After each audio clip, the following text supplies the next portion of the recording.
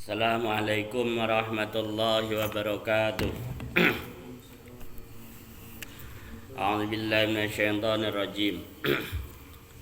Bismillahirrahmanirrahim. Alhamdulillahi rabbil alamin wa bihi nasta'inu ala umurid dunya waddin. Wassalatu wassalamu ala asyrafil anbiya'i wal mursalin. Sayyidina wa maulana Muhammadin wa ala alihi wa sahbihi ajma'in. Faqala al-musannif rahimahullahu ta'ala wa adaman nafa'a bihi wa bi'ulumihi fid dharaini amin. Bismillahirrahmanirrahim.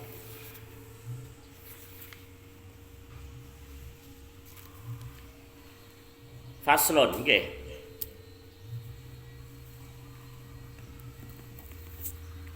Halaman 14.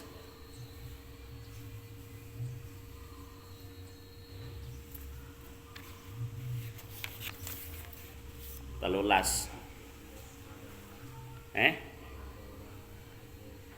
Warawa az-Zahabiyu annahu sallallahu alaihi wasallam qala. Warawa lan ngriwayatake sapa Imam Az-Zahabi. Sapa Imam Az-Zahabi. Annahu ing satemene Kanjeng Nabi Muhammad sallallahu alaihi wasallam. Qala iku dawuh sapa Kanjeng Nabi. Idza shallal abdu. Idza shalla nalikane nindakake salat al abdu sapa kawula. Kita iki istilahe diarani kawula, hambane Gusti Allah. As-sholata ing sijine salat fi awalil wakti ing dalem kawitane wektu. Ketika seorang hamba menjalankan sholat nenggone kawitane waktu. Pelabot apa pelenteng? Halo. Pelabot apa pelenteng? Pelabot. Barang iku nak ganjarane gede ya mesti abot ngono. Lah nek kowe diwehi dhuwit milih dhuwit sing abang apa sing gambare pedang? Sing abang, tapi moh penggawe moh penggaweane. Nah ditakoki, ganjaran sing akeh apa sing sithik? Mesti jawabane sing akeh. Nah dipeleh ngamal sing berapa sing sithik? Sing sithik. Aneh ya. Ya ku ora iso kudune ya seimbang. Ketika seorang hamba mengerjakan sholat pada permulaan waktu, sa'idat mongko munggah apa sholat ila sama'i maring langit. Jadi sholat iku mau menjilma berupa apa sesuatu berupa pahala apa sing naik ke langit. Walahalan iku kedue salat nurun utawi cahaya hatta tantahya sehingga tumeka apa salat ilal arsy maring aras. Salat iku mau munggah berupa cahaya nek nggone langit nganti tutuk tekan aras. Fatastaghfiru mongko nyuwunake ngapura apa salat lisahibiha maring wong kang anduweni salat ila yaumil qiyamati tumeka maring dina kiamat. Di ana kena iso nindakna salat fi awalil wakti ing dalem kawitane wektu. Salat iki dadi cahaya. Watakulu lan ngucap apa salat lahu maring sahibiha Bar salat iku mau ndongakno maring wong kang nglakoni salat. Hafizakallahu kama hafat tani. Hafidha muga-muga ngreksa ka ing sira. Allahu sapa Gusti Allah. Kama hafidta kaya uli ing ngreksa sira ni ing ingsun. He kawula sing nindakake salat, semoga engkau dijaga Allah sebagaimana kalian menjaga aku. Jadi salate ndongakno dadi cahaya. Wa idza shalla lan nalikane nindakake salat al abdu sapa kawula as-shalata ing sijine salat fi ghairi waqtiha ing dalem liyane wektune salat berarti salate kodokan mencolot nek olihe salat ora wektune jenenge salat napa kodokan mencolot usolli fardhu subhi kawanan lillahi ta'ala. Sa'idat mongko munggah apa salat ila sama maring langit.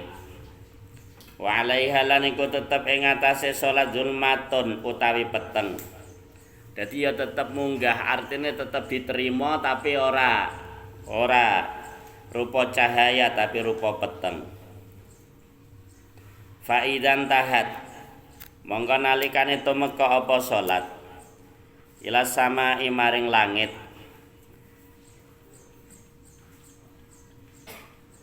Tulafu mongko den lempit apa salat kama yulafu kaya uli den lempit as-saubu apa sandangan al-khaliqu kang amoh. Dadi anggere terus dilempit dibuak disawatno ngono wae kaya nglempit sandangan sing wis amoh.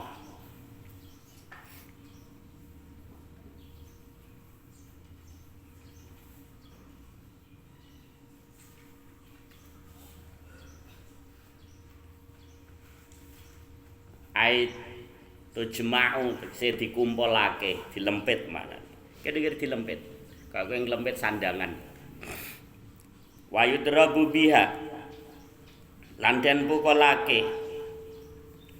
Wa yudrabu lan den pukul biha kelawan salat. Wajhu sahibiha apa wajahe wong kang anduweni salat. Terus dilempit dikeprukno wong sing nglakoni salat ing dalem apa ora wektune. Ngono. Iki pentinge pembiasaan salat nek nggone kawitane wektu, kecuali nek pas sekolah hanya ana wektune dhewe, nggih. Wa akhrajalan ngetake sapa Abu Syaikhi. Wa akhrajalan ngetake hadis sapa Imam Abu Syaikhi an Ibnu Umar. Fadlul waqtil awwali utawi utamane wektu al awwali kang pertama alal akhiri ing atase wektu kang akhir. Salat ning gone wektu pertama ngalahno salat ing dalem wektu kang akhir. Kafadlil akhirati iku kaya utamane akhirat ala dunya ngalahake dunya. Dadi kaya utamane akhirat ngalahno dunya. Ngono. Nek ngene Al-Qur'ane walal akhiratu khairul laka minal ula. Akhirat iku luwih bagus katimbang dunya. Wa Tirmidzi lan ngetokake sapa Imam At-Tirmidzi anhu saking Ibnu Umar. Al waqtul awwalu minas sholati ridwanullah wal waqtul akhiru afwullah wal waktul awalu utawi wektu al awalu kang pertama kang kawitan minas sholati sangking lakoni salat ridwanullah iku murkoleh ridane Gusti Allah. Nak kita salat ning gone kawitane wektu iki oleh ridane Gusti Allah. Wal waktu utawi waktu al akhiru kang akhir afullah iku oleh ngapurane Gusti Allah. Wa Tabrani lan ngetokake sapa Imam At-Tabrani an Ummi Farwata saking Ummi Farwah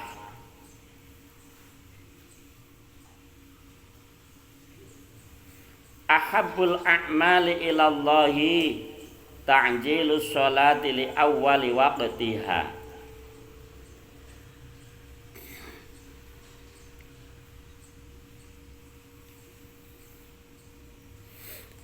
Ahabbul a'mali utawi luweh den seneng-senengine pira-pira ngamal.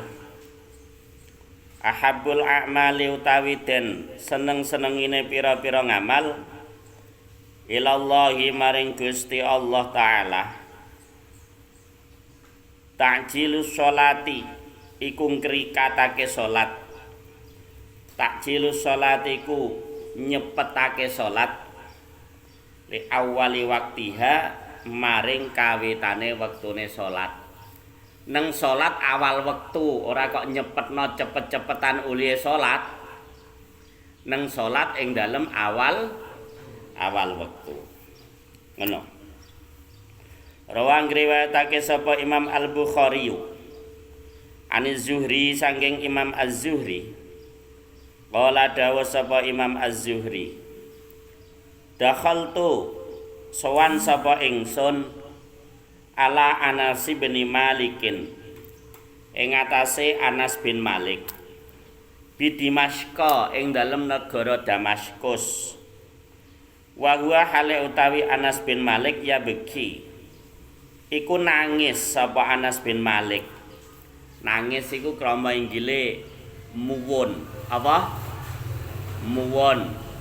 Aku ngarani duwek apa? Apa nak nangis apa kowe ngarani?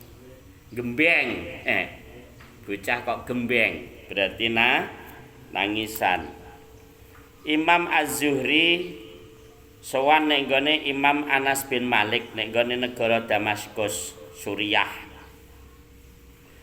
Bareng pas sowan Imam Anas bin Malik muwun. Fakultu mongko matur sapa ingsun. Ma utawi apa ta suwiji-wiji ya beki iku yu beki iku ndadekake nangis apa maka ing panjenengan. Imam Anas jenengan kok nangis keranten apa? Apa krana nek kowe nangis kentekan dhuwit paling. Kentekan dhuwit apa jajan ora ana dhuwit nangis. Faqala mongko nuli dawuh sapa Imam Anas bin Malik. La a'rifu syai'an mimma adraktu illa hadhihi sholata. Wa hadhihi sholatu qad dayya'tu. La a'rifu ora ngerti sapa ingsun syai'an ing suwiji-wiji. Illa hadhihi sholata. Kejaba ing iki-iki salat. Wa hadhihi sholata lan ing iki-iki salat. Wa hadhihi sholata lan ing iki-iki salat qad dayatu.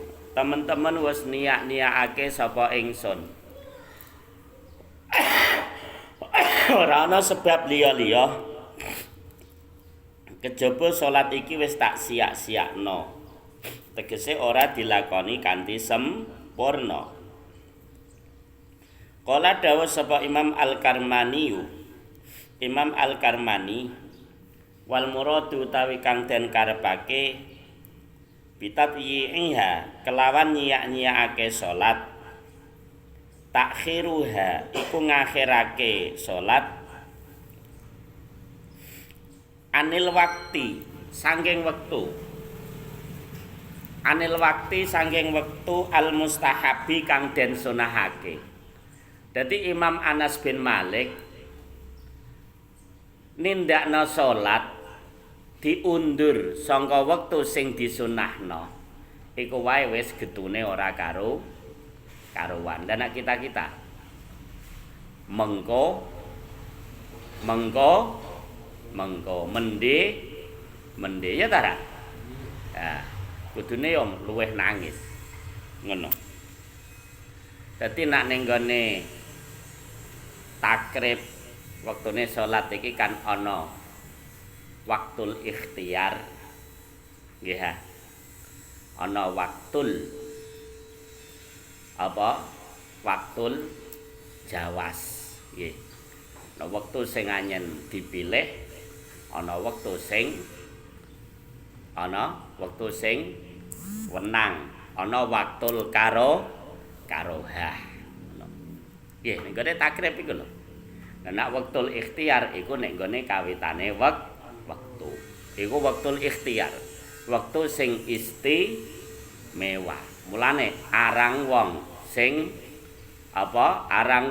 kuat nglakoni sebab iku waktune waktul ikhtiar.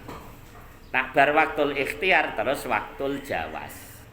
Kita wenang nindakake salat ning gone waktul jawas tapi ora oleh keistimewaane wektu, tapi ya tetep wajib.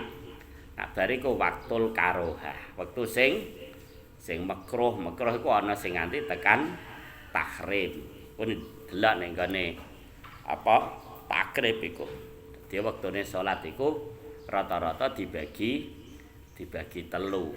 Nek kawitane wektu iku jenenge waktul ikhtiar, wektu sing istimewa. Mulane kita iki ora pati istimewa.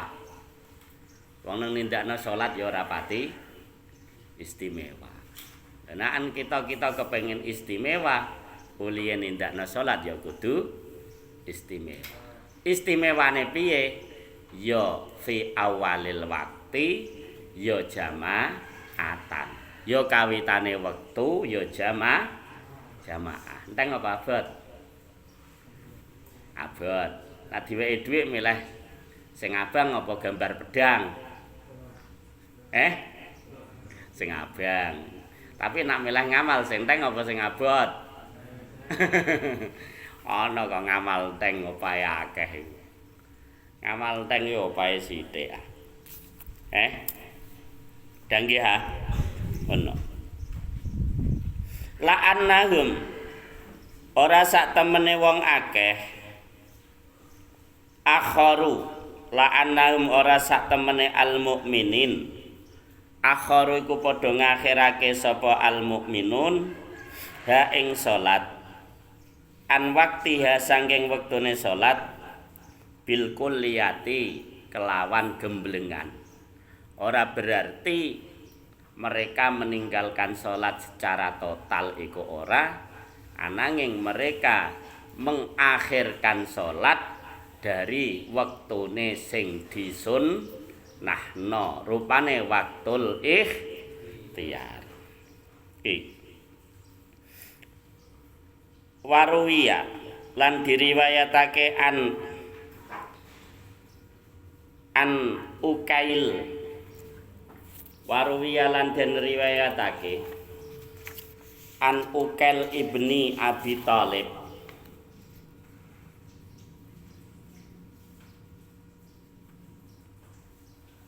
saking Akil bin Abi Thalib. An Akil, Ukail apa Akil? Waruwiya lan den riwayatake an Akil ibni Abi Thalib saking Akil bin Abi Thalib. Dadi anak dulure Kanjeng Nabi iki. Kuntu wasana sapa ingsun amsi, iku lumaku sapa ingsun ma'a Rasulillahi ing dalem sertane Rasulullah sallallahu alaihi wasallam.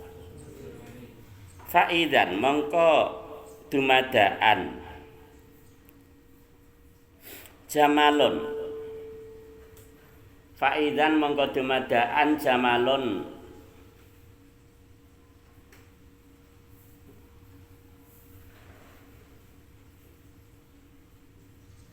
utawi unta. Ya'du iku mberot apa Jamal. Dadi Akil bin Abi Thalib iki jalan-jalan karo Kanjeng Nabi. Ujug-ujug ana unta mberot. Hatta balagha sehingga tumeka apa Jamal Rasulullah sallallahu alaihi wasallam ing Rasulullah sallallahu alaihi wasallam. Waqala lan matur apa unta. Matur iku Kanjeng Nabi ya. Apa jenenge unta iku karo Kanjeng Nabi iki ya iso Kanjeng Nabi paham. Ya Rasulullah al-aman. Ya Rasulullah duh utusanipun Allah al-aman. Nyuwun kula ing keselamatan, ing keamanan. Nyuwun kula ing panjenengan ing keselamatan, ing keamanan. Nyuwun kula ing panjenengan ing keamanan. Falam yalbus mongko ora tengok-tengok apa Jamal. Apa maknane Jamal mau? Unta. Falam yalbus mongko ora tengok-tengok apa Jamal hatta jaa sehingga teka khalfahu ing dalem sak nggurine Jamal A'rabiyun sapa wong Bedui. Wong pedalaman Arab iku jenenge wong A'rabi.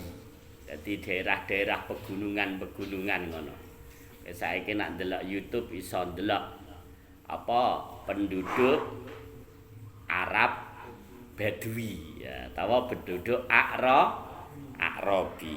Kehidupane do tani, do apa?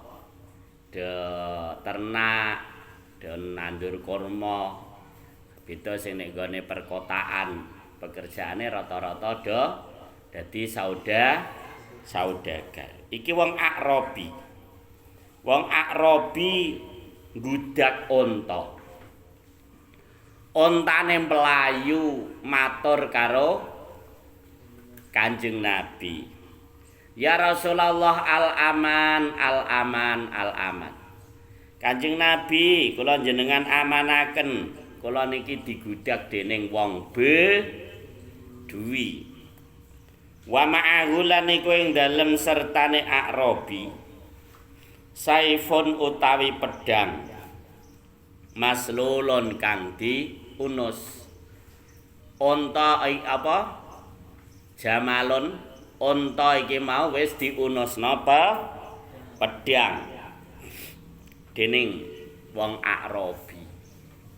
Untane mlayu matur karo Kanjeng. Faqala mangko nuli dawuh sapa Kanjeng Nabi sallallahu alaihi wasallam. Madza turidu min hadzal miskini? Mae ngapa to suwi-wiji zakang iki? Turidu ngersake sapa sira min hadzal miskini saking iki kewan kang pelarat. Kowe kok nggawakno pedang unta iki karepem piye? Qala matur sapa A'rabi, ya Rasulullah ishtaraituhu bisamanin kasirin walaisa huwa yuti'uni fa uridu an adbahahu wa an tafi'a bilahmihi. Ngono alasane. Kala matur sapa A'rabi, ya Rasulullah itu utusane Gusti Allah. Istaraitu wis tuku sapa ingsun hu ing iki Jamal bisa manen kelawan rega kasirin kang akeh.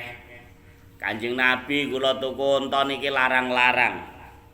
Walaisa lan ora ana huwa sapa Jamal yuti iku taat apa anut apa Jamal ni ing ingsun. Kula tuku larang-larang tak tak tundukna ora gelem anut dhateng kula.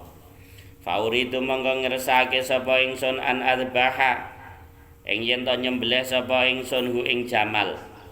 Kula kepengin unta iki tak sembelih wae. Wa anta fi'alan ngalap manfaat sapa ingsun bilah mihi kelawan daginge Jamal. Nak wis tak sembelih terus tak jikuk daginge. Sate. Tak sate. Faqala mongko nuli dawuh sapa Kanjeng Nabi sallallahu alaihi wasallam. Lil Jamali maring unta. 5 ta'sihi, 5 iku nggih. 5 krana apa ta suwiji-wiji.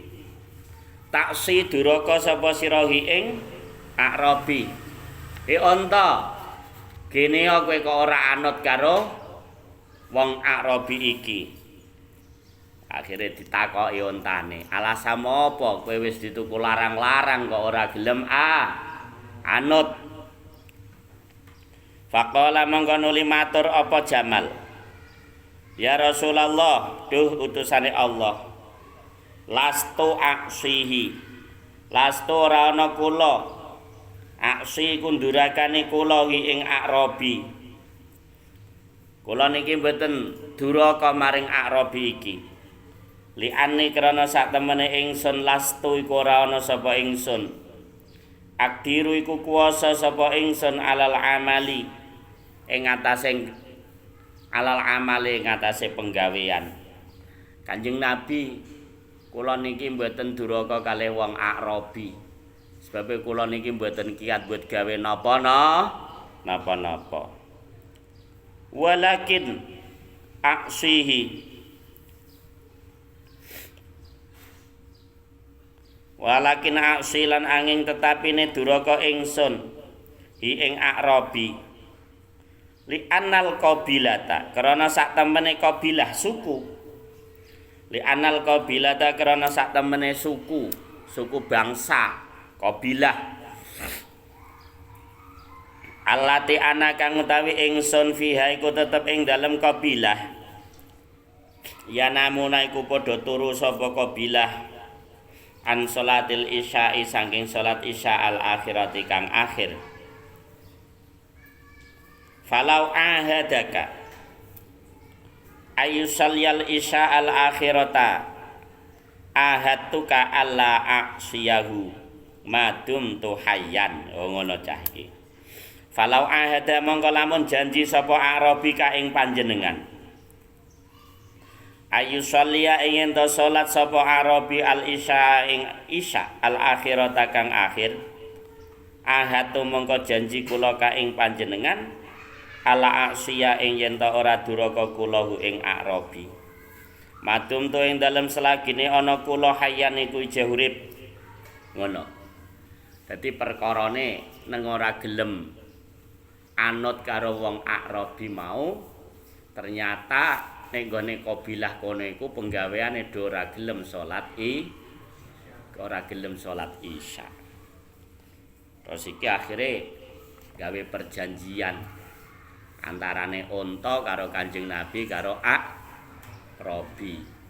Kula niki mboten bakal duraka maring wong Arabi mau selawat wong Arabi iki mau padha gelem ngleksanakna salat isya. Supaya termasuk salat sing paling abot niku salat napa? Salat isya karo subuh. Nah, salat isya iki kesel-kesele wong. Nah, salat subuh ijek kenaan turu ngono. Fa inni mongko sak temene ingsun akhafu. Iku wedi sapa ingsun ayyan zila alaihim. Ing yen to temurun. Ayyan zila ing yen to temurun alaihim ing atase qabilah. Adzabun apa siksa minallahi saking Gusti Allah. Azza maha luhur Allah wa jallalan maha agung sapa Allah. Fa aku namangka ana sapa ingsun fihi miku tetep ing dalem qabilah. Lane kula niki kuwatir engko Gusti Allah nurono siksa sebab edo mboten purun salat. Fa akhadha mangka nuli mundhut sapa Nabi sallallahu alaihi wasallam al ahda ing perjanjian alal arabi ngatasé wong bedui mau.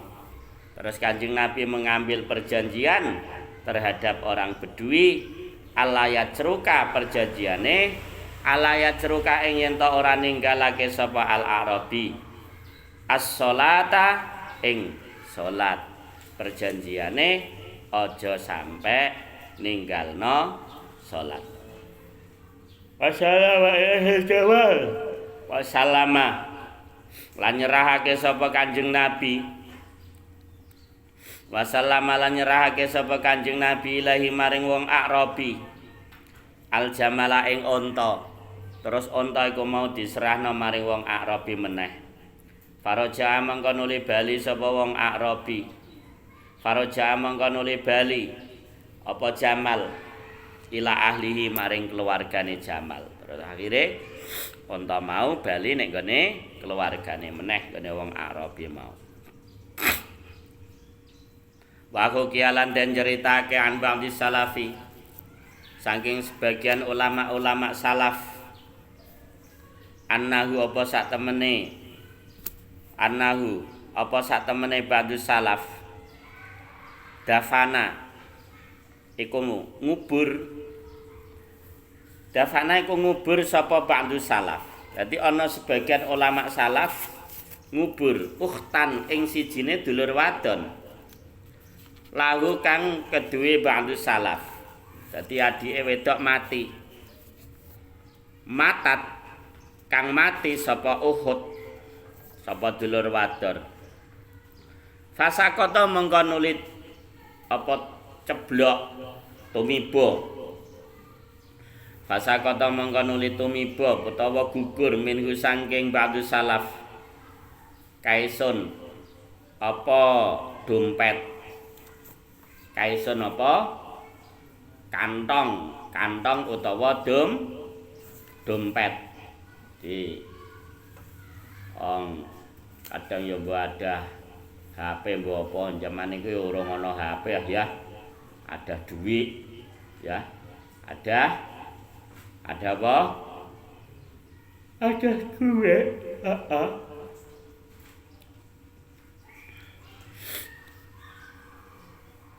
Fihi ku tetep ing dalem kais malon utawi bondo. Fi qabriha ing dalem kuburane ukhtan. Fihi qabriha ing dalem kuburane dulur wadon mau. Walam yas'ur lan orang krasa sapa ba'du salaf. Bi kelawan kais, bi kelawan dompet mau. Dadi dheweke melok ngubur malah dompete ceblok ning nggone kuburan. Hatan sorofa sehingga bali. Hatan sorofa sehingga budal utawa bali sapa ba'du salaf an qabriha saking kuburane ukhtin mau. An qabriha saking kuburane dulur wadon mau.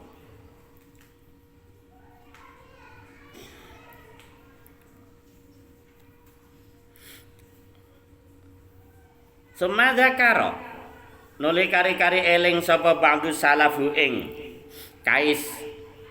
Faraja mangko nuli bali sapa ba'du salaf ila qabriha maring kuburane dulur wadon. Fanabasha mongko apa bongkar duduk meneh apa biasane. Fanabasha mongko nuli bongkar sapa ba'du salafu ing kubur. Bareng ngono eling dompete ceblok mau diparani meneh kuburane dibongkar. Ba'daman sorofa ing dalem sawuse padha budal annasu sapa pira-pira manusa. Fawajada mongko nuli nemu sapa ba'du salaf al-qabra ing kuburan yastailu halim bulat-bulat.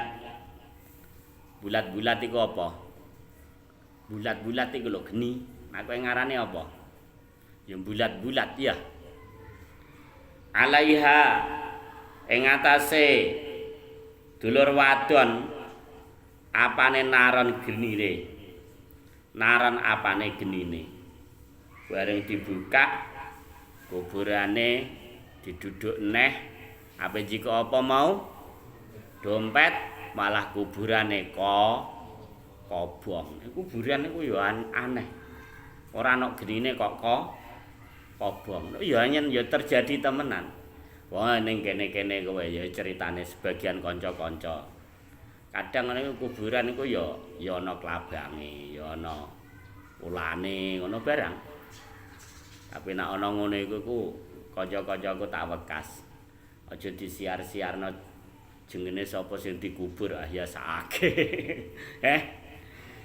Ya ngerti. Dibuak-buak ya ape dipendhem ana ulane neh. Dal ya keruntel-keruntel nek gone jero apa? Jero marine. Ngeri ta ora ngene. Enggak. Tapi nyatane ya ana. Nyatane ya ana. Ngono. Dadi iki kuburane bulat-bulat. Farada mangko nuli balekake sapa ba'du salaf at-turaba ing lemah ilaiha maring dulur wadon mau. Terus lemahe dibalekno meneh ketakutan. Warajalan bali sapa ba'du salaf ila ummihi maring ibune ba'du salaf. Bagian hale nangis. Hazinan hale susah. Kira-kira ana wong dulure mati nek keadaane ngono, keluargane susah apa ora? Susah. Lagi dikubur wis diobong. Faqala ya ummah, iki jenenge munada mustaghos ya. Munada mustaghos. Ya ummah, faqala mongko nuli matur sapa ba'du salaf. Ya ummah duh ibu ingsun. Ya ummah duh ibu ingsun akhbirini. Mugi ceritane panjenengan ing kula an ukhti saking dulur wadon kula. Kula critani dulur wadonku iki ceritane kados pundi. Wamalan ing barang kanat kang nglakoni kanat kang ana sapa ukhti tak malu iku nglakoni sapa ukhti. Bu kula matur jenengan critani adik kula niki kelakuane kados napa. Qalat dawuh sapa qalat dawuh sapa ummuhu. Wa ma su'alaka anha. Wama soaluka anha. Wama utawi apa ta suwiji-wiji. Soaluka iku pitakon sira anha saking dulur wadon. Kowe kok takok ceritane dulur wadon. Janjane iki ana cerita piye? Ana kejadian piye? Kala matur sapa ba'du salaf. Ya ummi duh ibu ingsun ra'aitu wis ningali sapa ingsun kubroha ing kuburane ukhti yastailu ingkang bulat-bulat apa kubruha alaiha ing atase ukhti apane naron genine. Kula meninga kuburane adik kula niki badhe dikubur genine bulat-bulat medeni wong. Kala